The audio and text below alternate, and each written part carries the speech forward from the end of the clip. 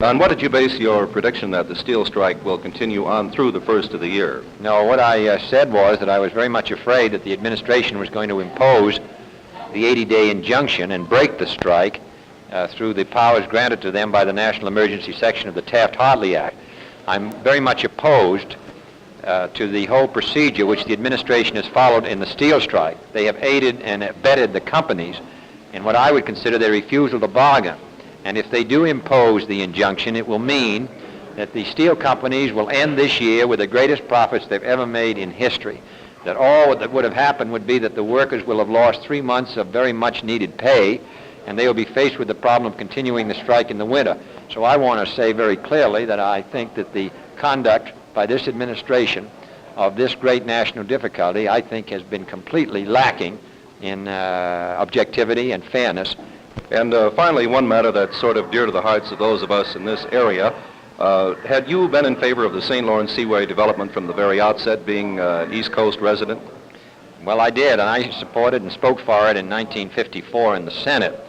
And there was a good many people in the New England states and the eastern coast who felt that the development of the Seaway would mean that we would be bypassed. I don't think in the long run that that's going to happen. I know that here in this particular port that you've had a great boom from the Seaway. But I still think that what helps Minnesota or Wisconsin helps Massachusetts, and I believe vice versa. I think in the long run the Seaway will prove to be the same kind of a national asset as the Panama Canal was. And though in the short range it might cause some difficulties, in the long range I think it's going to lift the prosperity of the entire country. Thank you very much, Senator Kennedy, for speaking with us. Thank you very much indeed. Glad to be here.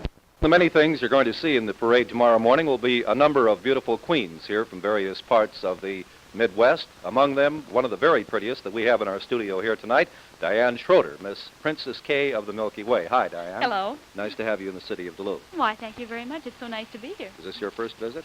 As Princess K, it's my very first visit to Duluth.